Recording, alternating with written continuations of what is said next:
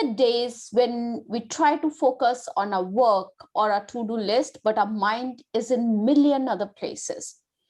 This has happened to me often, and today I'm going to share with you 5 tips that you can use to stay focused when you are struggling and to get back on track. So let's get started. Tip number 1 is to make a list. Now, I have noticed that my focus reduces when I have a lot of work on my plate, when I'm thinking about a lot of things, and when I'm overwhelmed.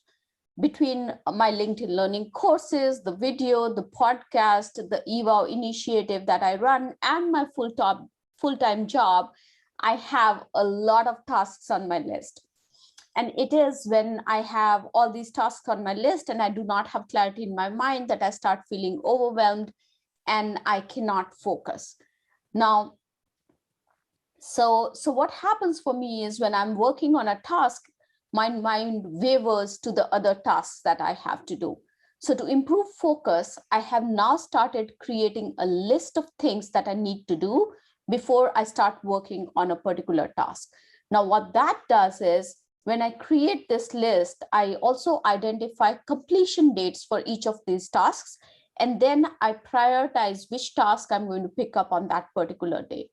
This really helps me focus on the task at hand, as opposed to focusing on 20 other things that I have to do, because I know that I've captured them all. There's a timeline that's associated with everything. And now I know that I've picked the right task that I need to focus on. Now, the second tip that I have for you is to block your time. Once you've created the list and identified the task that you're going to prioritize for the day, the next step is to block your time on your calendar. Now, when you block time on your calendar, you actually create that space for yourself to be able to focus on that task. It's a commitment that you make to yourself to be able to finish that task that you have to finish and give it that undivided attention. Now, I have also seen that when I don't block my time on my calendar, then other tasks that come in the way, ad hoc tasks, take priority. And that's not what I want to happen. So when I block the time for this particular event or task that I'm going to do, I give it the undivided attention that it needs. Now, there are times when I also mark myself out of office so that my team members and my co-workers know that I'm not available during that time period because I'm focusing on something else. Sometimes when you just mark yourself busy, people still start pinging you or sending you emails, assuming that you can multitask and you can respond. And that's really not what I want most of the times, because I'm working on creative stuff, like writing a podcast or writing an article or writing a course or connecting with you on a podcast or on my videos. So that's why blocking that time becomes so important. Also, most of the times, the biggest hurdle for me to focusing is the actual act of getting started. And really what I want to do is to set the time block for the task that's not more than 25 minutes. When you set short time blocks, you're mentally preparing yourself to get started soon, because you know that you only have those 25 minutes to finish that task. So that way I get started quickly. I also notice that when I get started quickly, I continue to work on the task even after that allocated time of 25 minutes is done, because my creative juices have then started flowing and I'm on a good path to complete the task. The third tip that I have for you is to keep the phone away. Now, once you have made your list, you have identified which task you're going to focus on and have blocked your time on your calendar, the next step is to keep the phone away.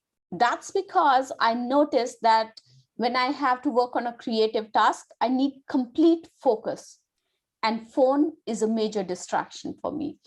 When I try to focus, I often get tempted when the phone is around me. So I put the phone away, sometimes in a different room altogether, or if it's in the same room, I put it on the airplane mode so that I don't get distracted by different messages that are coming in. the WhatsApp notifications, the phone calls, and I can truly, really focus on the work that I want to do and give it that undivided attention. The fourth tip that I have for you is to turn off notifications on your computer. Now, most of the work that I need to do is on my computer. But on my computer, I also have a lot of applications that I use to stay connected with my audience. And at my work, like Slack, like Outlook, WhatsApp, and Teams.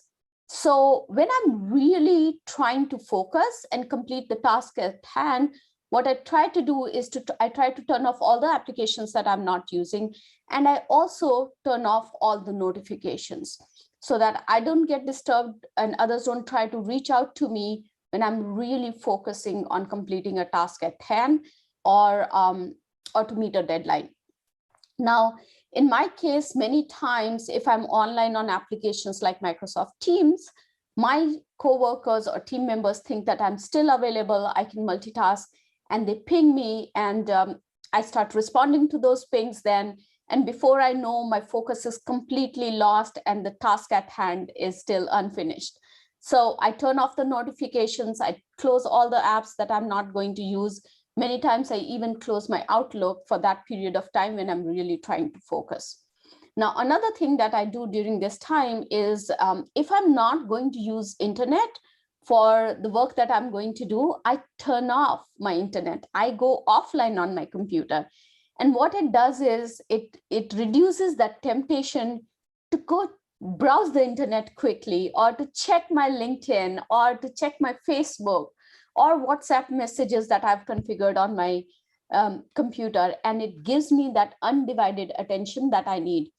Now, this often happens to me when I'm actually working on something creative, when there is a temporary creative block that I encounter. And then the temptation is, okay, let me browse internet for 5 minutes to get fresh, to get that sprout of energy that I need, but it really doesn't help. So going offline is my strategy to move forward.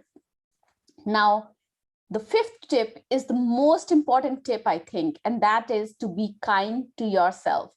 Now, after trying all these things that I've mentioned above, sometimes I've noticed that I'm just not able to focus.